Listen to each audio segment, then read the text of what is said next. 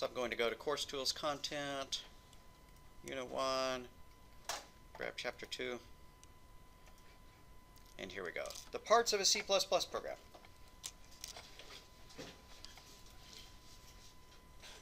And as always, it's better to download the PowerPoint rather than try to view it in their primitive little preview. Okay, so all of our programs are going to have some boilerplate that looks pretty much like this. The programs may get much more complex, but up at the top of the program we should put some comments. We want a comment that has our name in it and a description of what the program does. Then first programs we write, and pretty much all of them in this particular class, are going to need this include line. Any statement that starts with a pound sign is called a preprocessor directive. Why is it called preprocessor? Because when you compile the program to turn it into machine language, to turn it into .exe, the first thing that happens, even before the compiler touches it, is there's something called the preprocessor. And it goes and it grabs this file name and it inserts that file into this file just for purposes of compiling it. You don't see it do that, but it does that.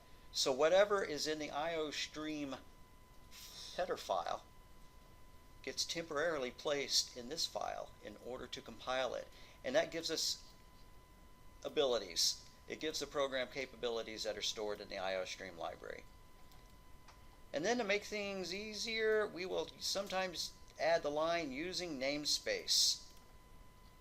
Particularly, we're going to be using namespace std, because without that std there, we would have to preface several things with the letters std : like std : cout. Now, a lot of programmers don't like to put that using namespace std, so they do go ahead and they add std : in front of every place that requires it. But it makes typing easier if we have that there, so I go ahead and do that. Is that a data hog, or why don't they like it? Because it includes a whole bunch of things with names that conflict with names that they might want to use. So if you're going to post code on the internet and you want it to be as clean as possible, you'd probably not want to tack that on there. You'd want to make the necessary changes. But again, there's nothing wrong with having it there until you run into some problem that it causes. Okay, then you're going to have a function definition.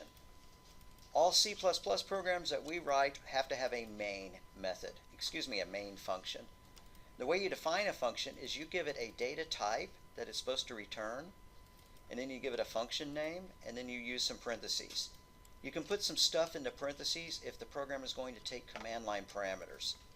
What are command line parameters? Well, if you're running a program from the command prompt, you can run it like that, dir, and then actually run the dir program, but you can also give some optional commands.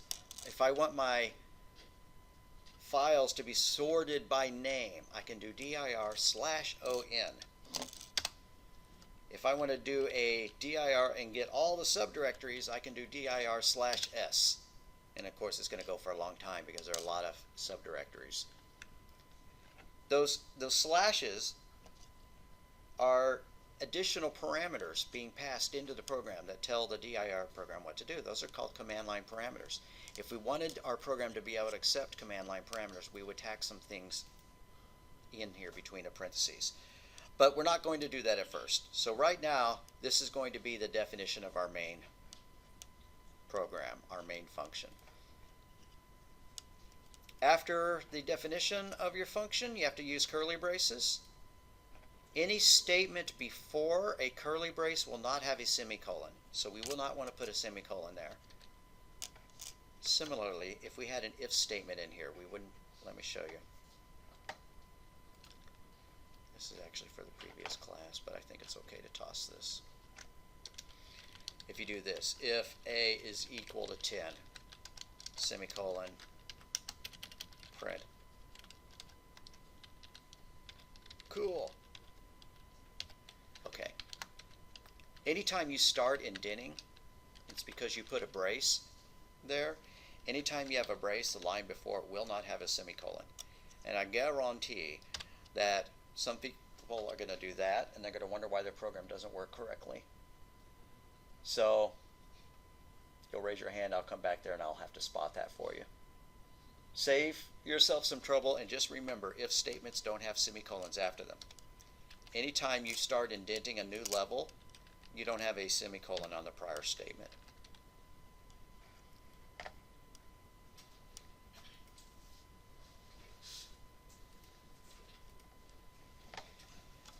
So then, here's a statement that sends some output to the console. Cout, console output, displays it to the screen. Hello there.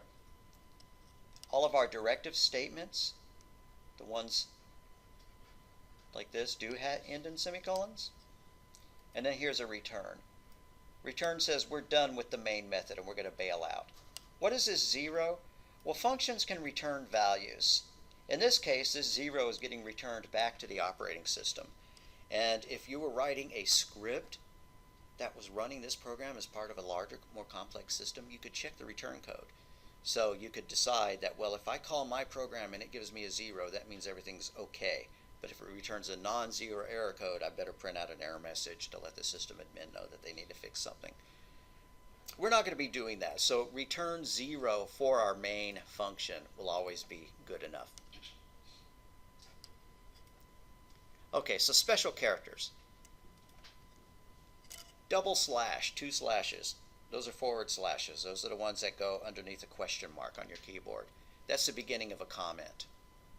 A pound sign is the beginning of a preprocessor directive. The only preprocessor directive we've seen right now is include. There are a couple others. Well, actually, there's a whole bunch. But as beginning programmers, we really don't need to mess with the others.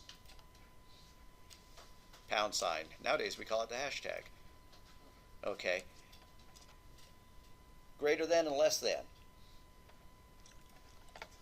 Those are the open-close brackets that enclose the file name in a pound sign include statement. Notice that pound sign include doesn't have a semicolon. That's because it's not a C statement. It's a preprocessor directive. Preprocessor directives don't use semicolons. Parentheses. Open-close parentheses. You use those as part of a function declaration. If we go back here, main had parentheses. When you're calling a function, you also use parentheses. Open and close curly braces. Encloses a group of statements, a block of code. Double quotes. Encloses a string of characters. A string is a series of characters. It can be 0 characters, in which case it's just quote, quote, or it can be, 100 characters long, whatever. And then a semicolon. Semicolon goes after the end of every directive programming statement. All right, the cout object displays output to the screen. And we use that in our Hello World program or whatever. Cout. Programming is fun. This is called a stream insertion operator. How awkward is that? C++ is the only language that I know of, although there's probably some variants of C++ that use that arrow thing in order to send output to the screen. Others languages have something like a print function. Print programming is fun. That would be Python, except it'd be lowercase. Java looks like this, system.out.println. Programming is fun. C++, we do it like that. So I'm going to say arrow a lot when we're typing in this code, and you just have to remember which arrows they are. If it's going to output, the arrows point to the output because this is being sent to the output. If we're reading from input, the arrows go the other way. So when we start using CIN to ask for input, like we're going to ask somebody for their current temperature, the arrows point away because the data is going from input into the variable. So I won't always say leftward pointing arrow. I'll just say arrow and you have to figure out whether they're going towards the cout or whether they're coming from the CIN and pick, which way it goes. Or I may say less than. That eliminates that problem.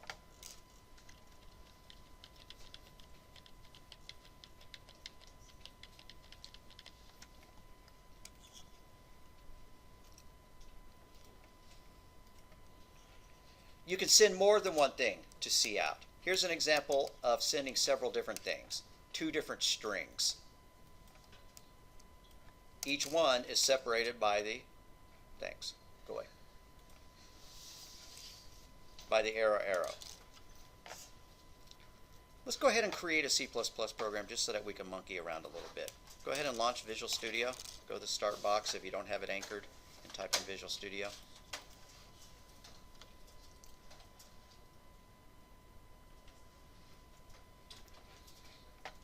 And choose File, New, Project.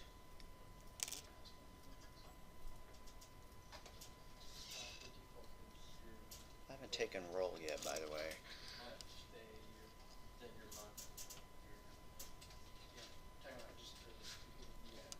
So I'm going to choose an empty C++ project. So from the templates, I choose C++, I choose empty project. You can pick where to store it.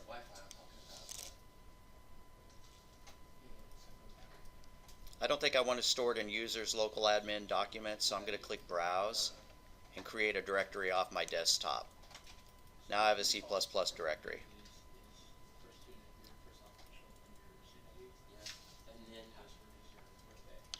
And for project name, let's call this in class 3. Wait, 0, 1, in class 2.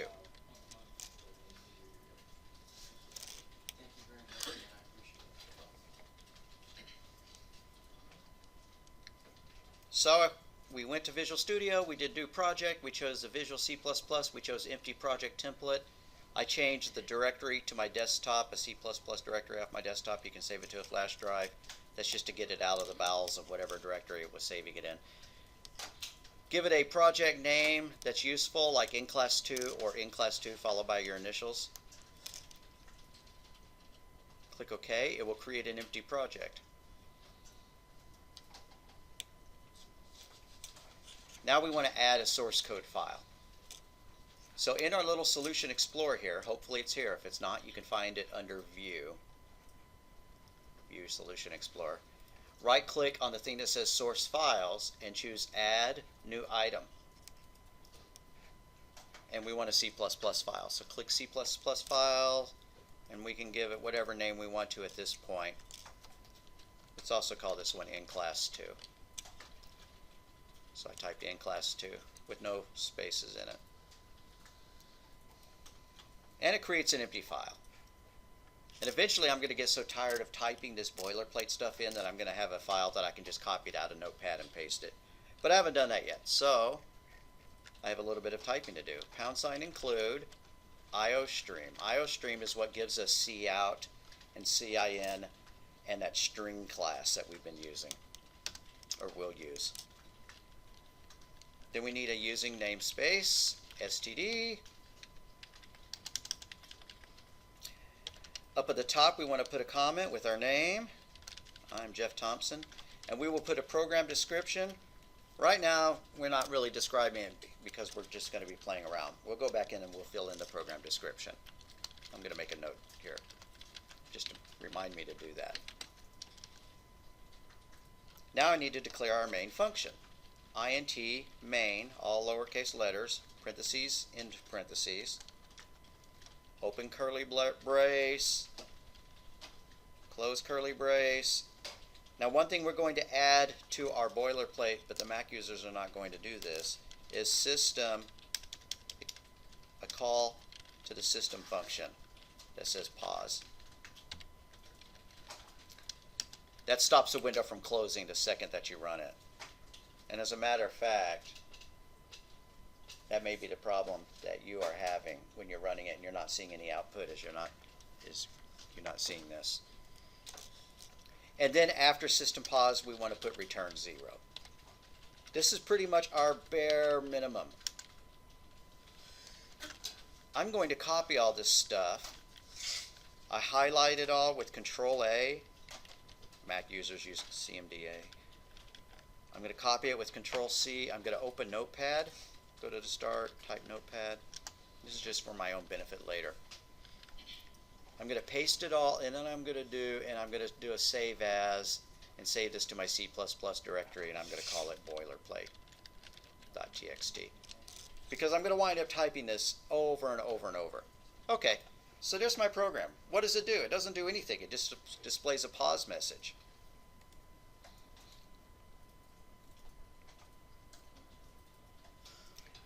So I run it, and it says press any key to continue. Yep, that's what I told it to do. So I'm going to add some things to it. I'm going to add some cout, like hello, and then another one there.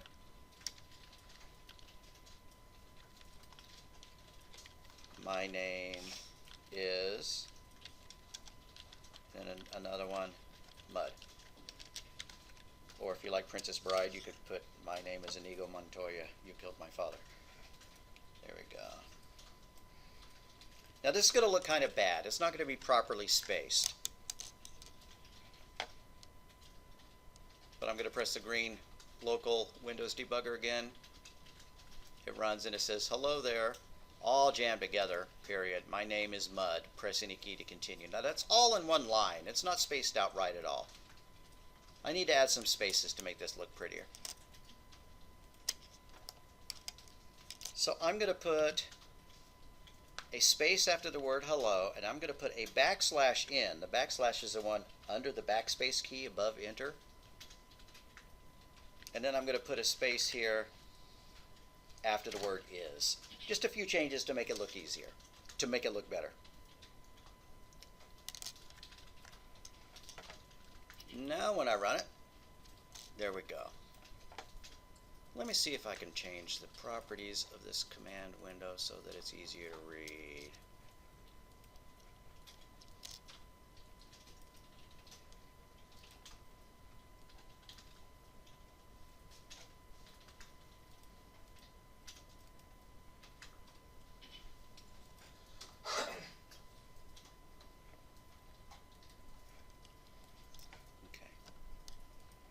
And I'm going to put one last \n after the word mud, or whatever you put there. Just make it look easier. I keep saying look easier. Make it look better, easier to read. Okay, so that's an example of using cout. That's not the only thing you can print. You can print variables out as well. You can print data that is stored in variables. So, for example, I'm going to create a variable called temp, which holds the current temperature. I'm going to make it a floating point variable so that it can contain a fractional value, because an integer can only hold a whole number without any decimal point, but a float can contain a decimal point. So I'm going to call it temp for temperature, and then I'm going to assign it the temperature of, this room feels like it's 62 degrees. It's probably not really that cold, but that's good enough.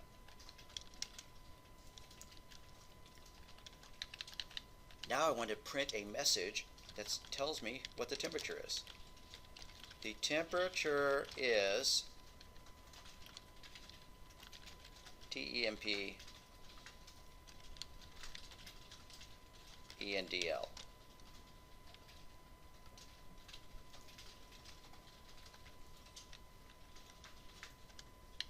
Now I'm kind of formatting that oddly, but I think it's easy enough to figure out what it's doing. What I'm doing is I'm making a C statement that spans more than one line. This one actually spans 2 lines. It goes all the way to the semicolon. And by the way, this is ENDL for line, not END1.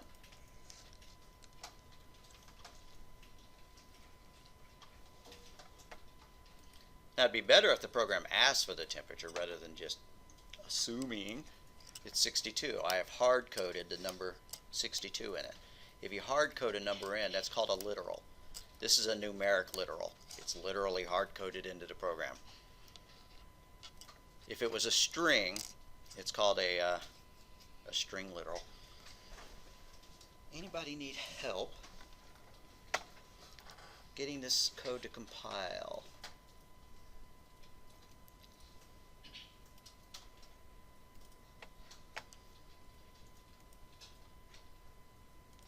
We're going to make the program ask for a temperature and then print whether water at that temperature is boiling, freezing, or liquid. So I'm going to add that to the description. I'm going to come up here to program description and say temperature program prints freezing, boiling, or liquid based on the temperature.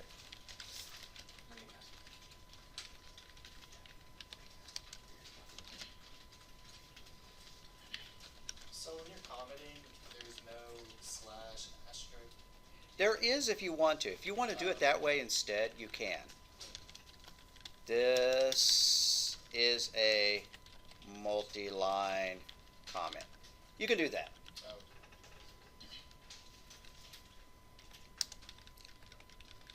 Two slashes is a single line comment, which means that you're going to have to add the double slashes to every line in your comment. If you want to not have to preface every line that you type, you can use what's known as a multi-line comment, which is a slash asterisk, and then you can type, a million lines in before you close it with an asterisk slash. And those displays are just notes for the compiler, right? Not notes for the compiler, just notes for us. It doesn't do anything in the program. I mean, yeah. Right, just notes for the programmer. Yeah. I'm going to change this one to use multi-line comments, but you don't need to do that. You can keep your double slashes.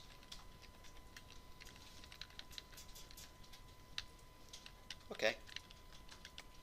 So mapping out what we want our program to do.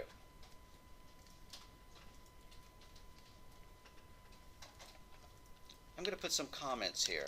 I think I'll just put them down here. Well, let's see.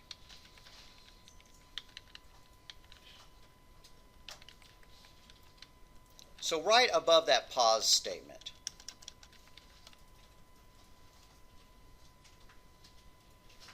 let's put the steps that we want this program to follow. 1, prompt the user for the temperature. 2, calculate the water state. The water state is boiling, freezing, or liquid. And 3, display the state. We will say whether the water is freezing, boiling, or liquid.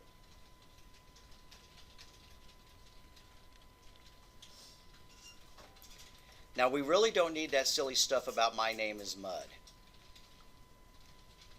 So feel free to go up here and delete those top 3 cout statements.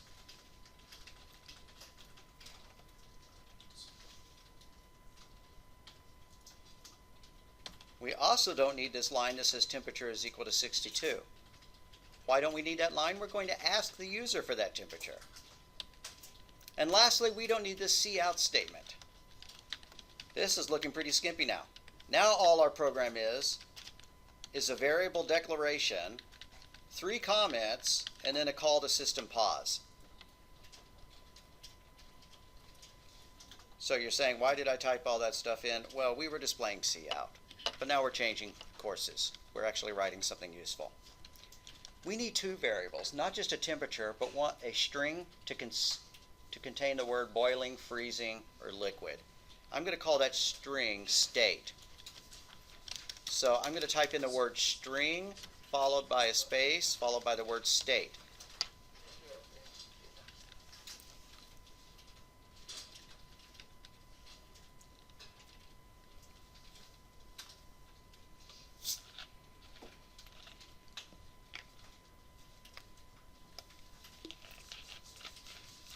So prompt the user for the temperature. Prompt means ask the user. So we need to use cout. So under that comment 1, I'm going to do this. Please enter the temperature. And I think I'll put a colon there, just to let them know where they need to put their cursor into type.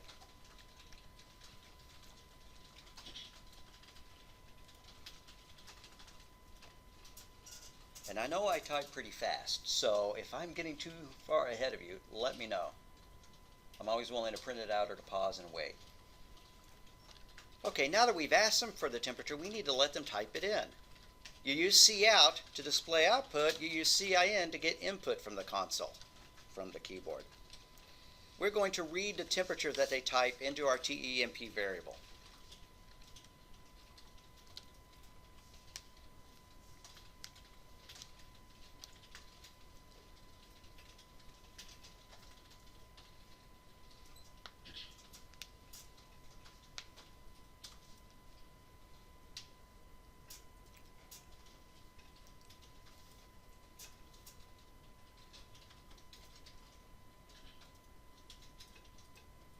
All right, calculate the water state. Well, the rules are, if you're born somewhere that uses Celsius, metric, the rules are a temperature greater than 100 is boiling and a temperature less than 0 is freezing. Now that makes too much sense though, so we're going to use English units, Fahrenheit. You don't have to. You can use Celsius in your program. I'll show you where to make the change. We're going to use some if statements. If, and if statements always have to have parentheses, unlike some languages. If the temperature is less than 32, then put inside some curly braces, state is equal to freezing.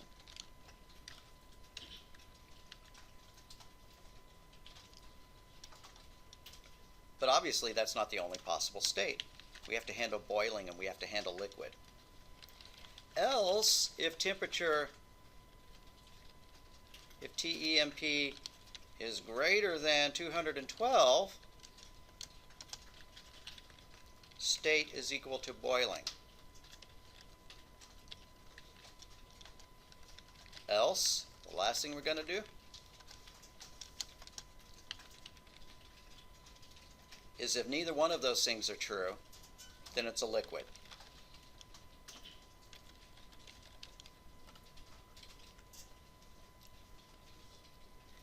To make the code fit more on the page, so I don't have to scroll up and down, I'm going to move these braces a little bit. This is what's known as the block indentation style. But there's another style. There's several names for it, but K and R for Kernighan and Ritchie, the inventors of the C++ language, put their braces on the same line as the if statement. And the only reason I'm doing this is to conserve space on the screen. Now don't put a curly brace there and then go and put another one there. You don't need two curly braces in order to start a block of code. And I'd recommend, actually, that you go ahead and do the block style. But I'm telling you why I'm doing it like this. I forgot to put a semicolon here, so I'm getting a red underline here. Why do I know that that's the error? Well, that's just experience. But if I move my cursor here, it'll say error, expected a semicolon. And that tells me to look up on the line above and add that semicolon.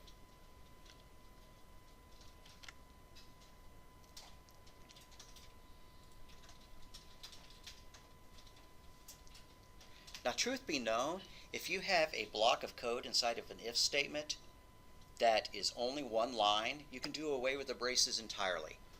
I could do this. I could take that brace out, I could take that brace out, I could take that brace out, and that brace, and that brace. And that is just as valid. However, if later on I decide I needed more than one line inside that statement, like if I wanted to make another variable, I don't know what, but int x is equal to 32, anything. If I try to put anything there, that breaks the code. Because a code block that you don't put braces around can only be one line. And here I'm trying to pretend that it's two lines. That's different from Python, where you just control the code blocks by indentation level.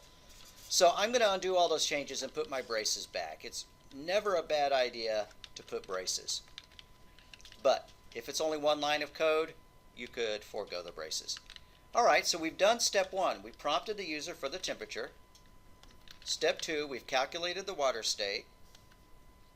Step 3, we need to display the state. We'll do that with a cout statement. Cout,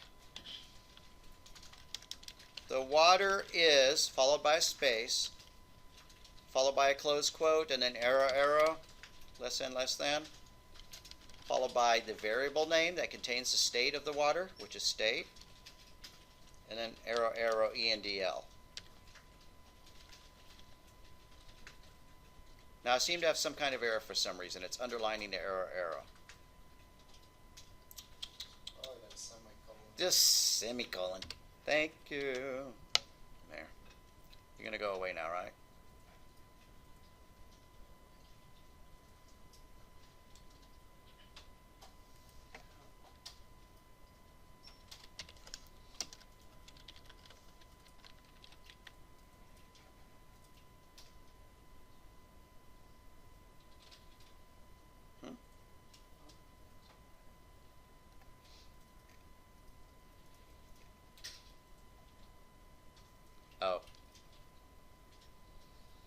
the C programming language is large and contains about 20 different versions of string. Scroll back up and underneath the statement include IOStream above the line that says using namespace, add one more include. Include string. That'll make that error go away. And I need to make that part of my boilerplate.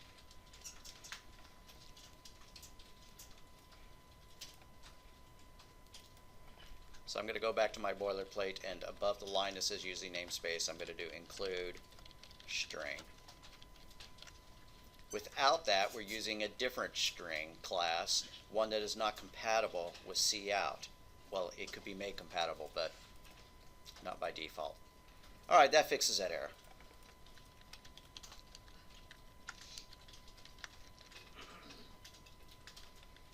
All right, I'm going to run it.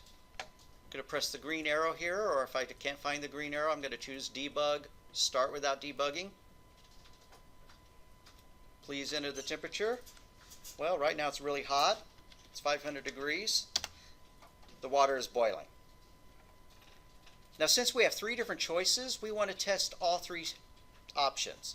We want to run through our program testing all available routes through the logic. And if this is a flow chart, we see that there's three different ways for the program to go. One is to go through freezing, another is to go through boiling, and one's to go through liquid. So I need to test the other two as well. So I'm going to choose debug, start without debugging again, and enter a freezing temperature, -100. That's freezing. And lastly, if I do debug, start without debugging, and I enter something at room temperature, 25 degrees if it's Celsius, 72 degrees if it's Fahrenheit, and there we go, it says the water is liquid. Okay, so I tested all three options and they seem to be correct. If I wanted to make this program Celsius rather than Fahrenheit, I would make the freezing threshold 0, and I would make the boiling threshold to 100.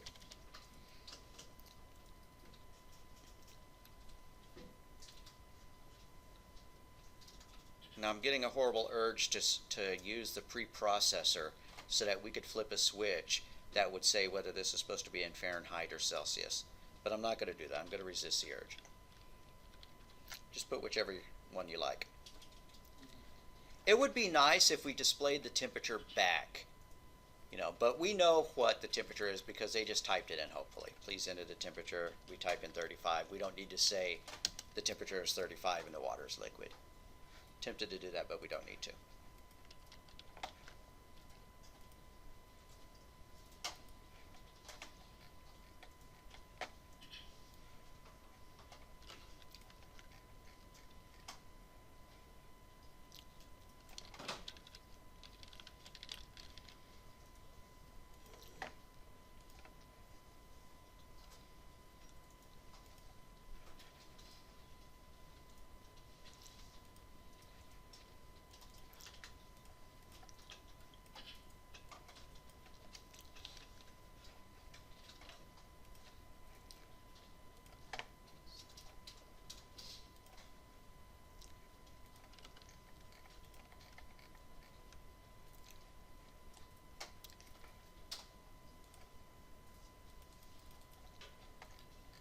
Who needs a copy of this?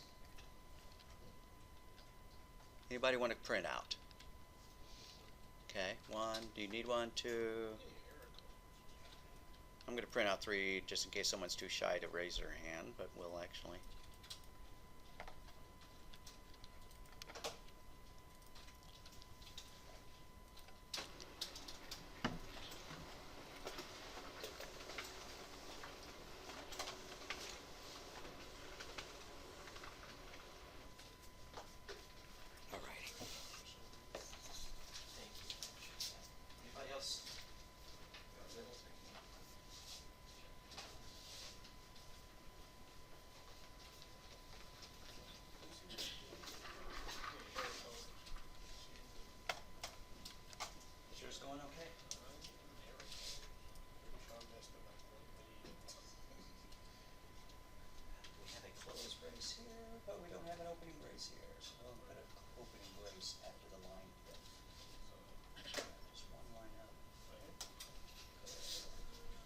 right. Right here. That's why I should really do the block style, which is to hit enter there and put it on the next line. Oh, I'll do the same there. And same there.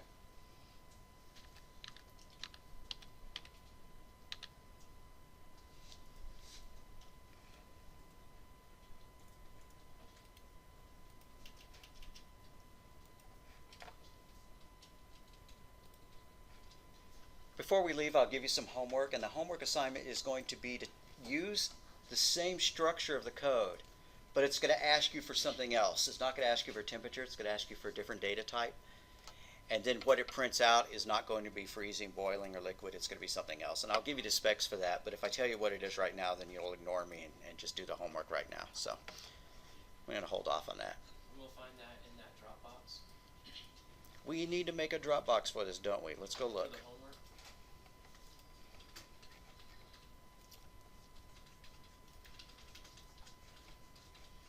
Okay, this will be in class 2. Temperature.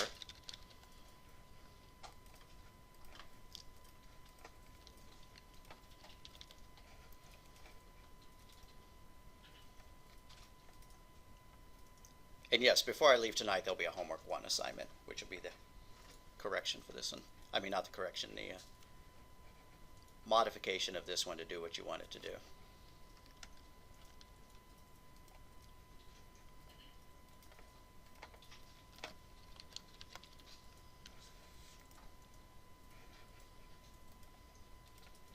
You just say the CPP file, correct? That's all I really need. That's correct. If you take a CPP, that's a new topic. Let me address that one pretty quickly.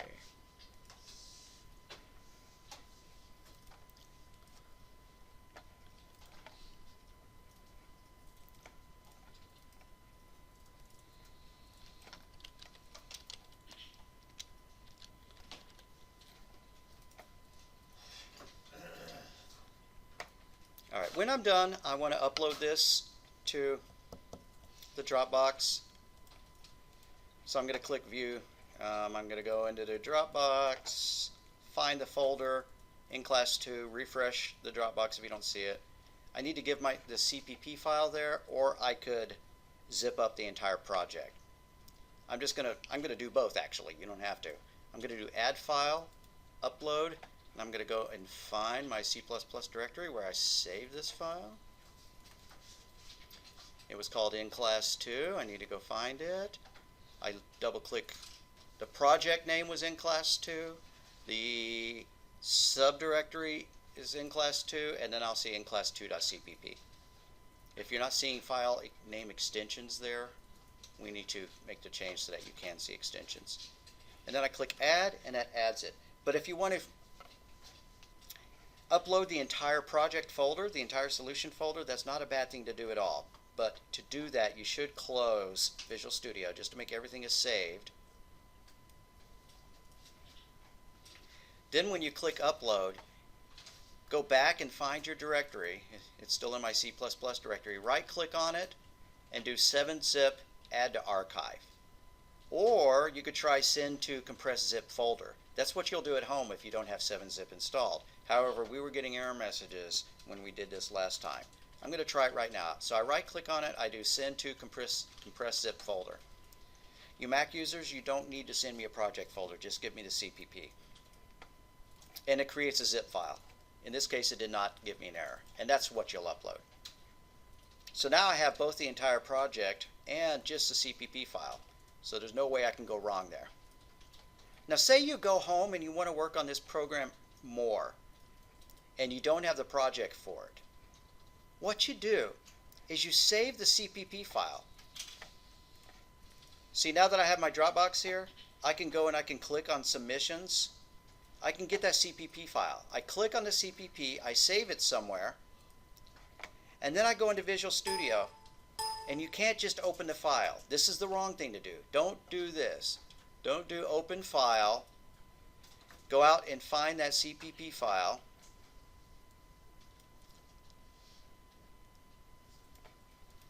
and try to run it.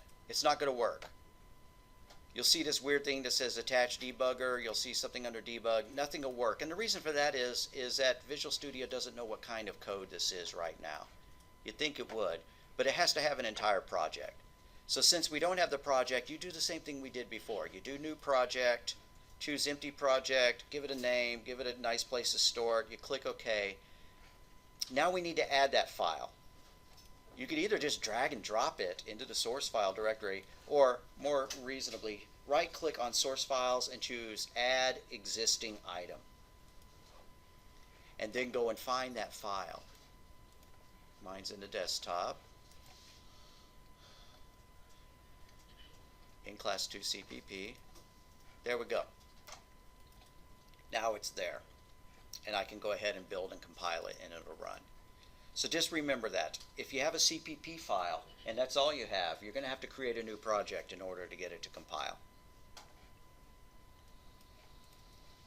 Or you could create a new project, create a new file, and copy everything out of the old one into the new one.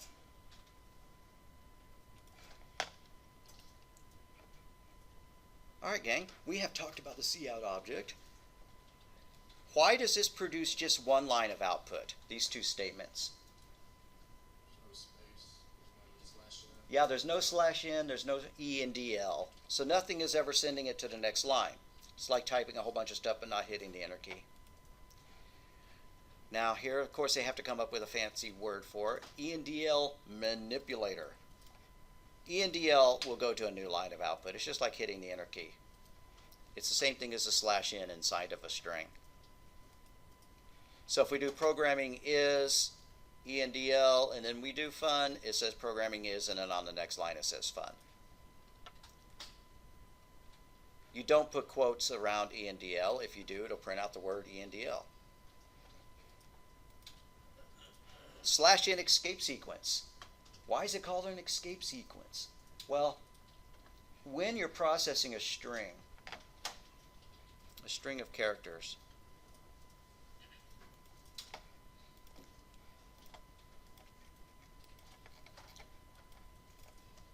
not when you are, but when the code is, like if it's doing this, as soon as it finds a backslash, it goes into a special mode. And the special mode expects that the thing that follows the backslash be a character that tells it what to do. A /t is a tab. So if I did that, it would tab. A /n is a new line. And there are other ones. There's some backslash, I forget which one it is, that's supposed to ring a buzzer. And there's another backslash, another escape sequence that means back up. So you could actually make it say the word hello there, but then it would back up and erase that word. Now I don't remember what those are, but do remember /t for tab, /n. There's a couple more I want you to remember too. Let me go back and open my project again.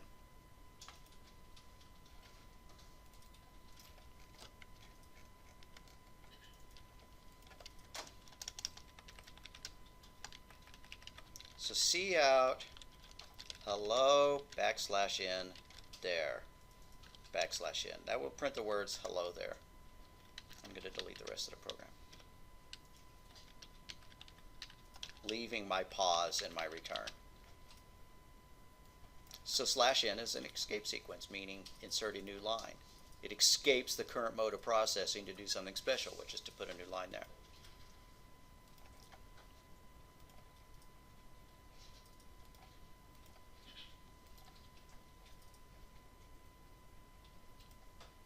Really wish it would save these.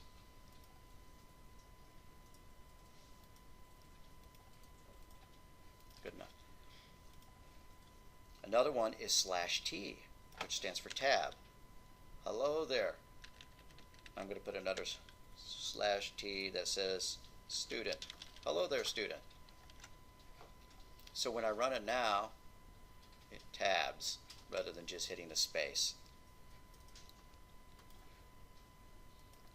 There's another one which looks like this. It's /, double quote.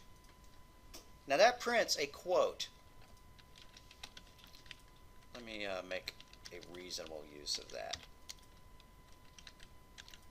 Now this looks really weird, but when it runs, the backslash quote gets translated into just being a quote.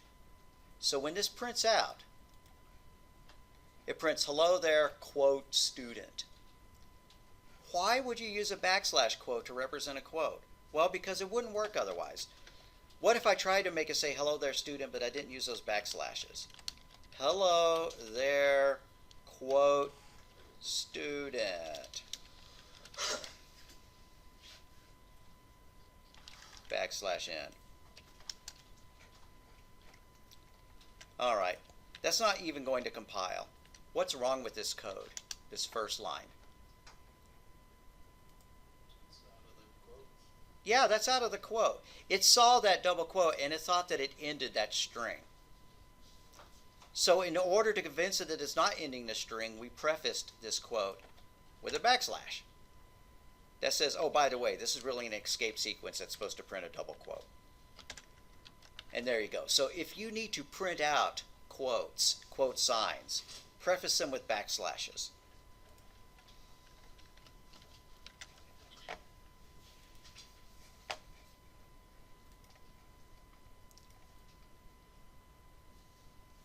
The include directive. The include directive inserts the contents of another file into the program during or before it gets compiled. It's a preprocessor directive, pre meaning that it happens before the compilation. I don't know why it says the # include lines not seen by the compiler. And do not place a semicolon at the end of the # include. Variables and literals. We've used both in our program by now. If I go back here and I do this, if I say cout 2 times 2, these are literals. They're hard-coded literally into the program. These numbers are. This is a literal string. It's hard-coded directly into the program. But if I ask them, the user, for data, if I do this cin and I store it into x, int x, read it into x, this is a variable. We will let the user dictate that value. Or even if I dictate the value, if I say x is equal to 200, x is a variable. Its value could change. So it is not a literal. We are copying the value of a literal into x, but x is a variable. That's the difference between a literal and a variable. You're probably already familiar with the word variable, but literal is kind of an odd programmer-only term in this context. I mean, yeah, you say literally. Usually people use it in the wrong sense, like, I will literally die if you do that. Well, will I really literally die? I guess it's possible if you shot me, but otherwise, yeah. So a variable is a storage location in memory. It's got a data type, which dictates what kind of data it can store, and it's got a name. And then thirdly, it's got a value. So every variable in the computer language has those three things. Oops.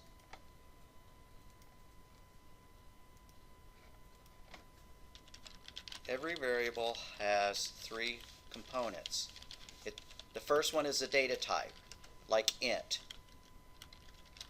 or float, or string. The second is the name. Every variable has to have a name.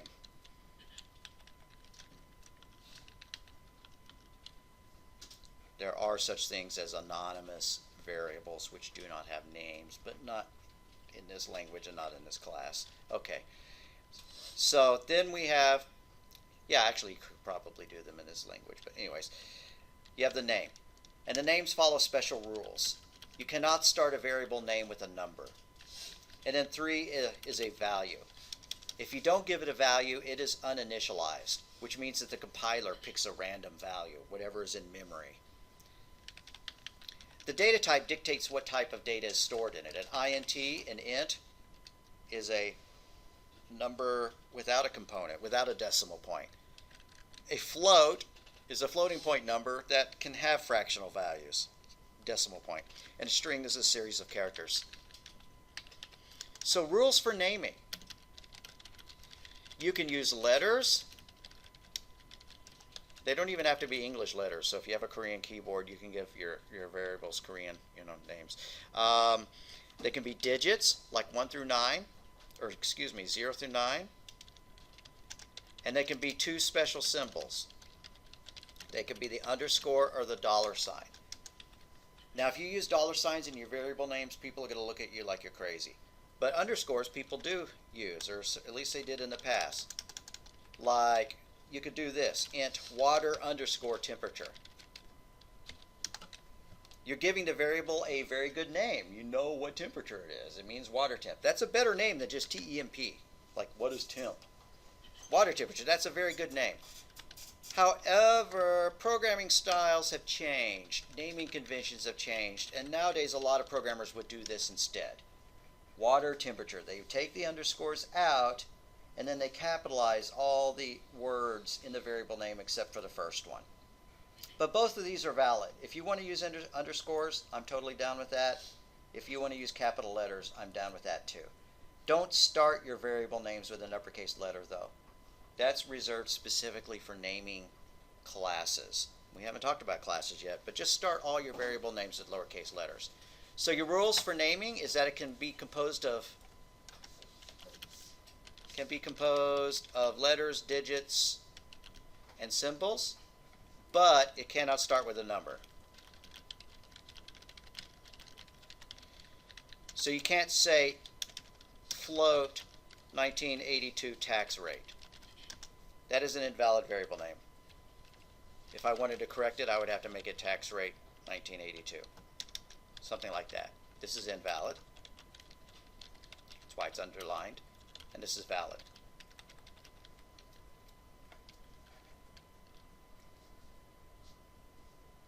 I think that's going to be about the last slide we cover today. So a literal is a value that's written into the program's code. Hello there. This is a string literal. The number 12 is an integer literal. Here this program shows us apples equals 20. Apples is the variable. It's got a data type of int. It's got a value of 20. 20 is a literal, and that literal is being copied into the variable. Identifiers. Identifiers are variable names, as well as function names and class names. An identifier is something you get to pick. It doesn't mean anything to the computer. In my program that used the word temperature, I could have called that Fred or Googly Woogly or anything.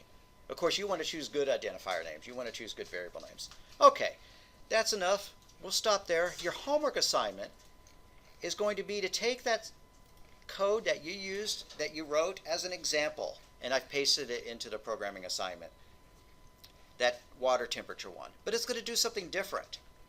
What it does is it asks the user for a numeric score, like a test score, and it determines if that score represents an A, B, C, D, or F, and then it prints that score out. And the logic is pretty simple. If the score is greater than or equal to 90, it needs to print A. If it's greater than or equal to 80, you need to print a B.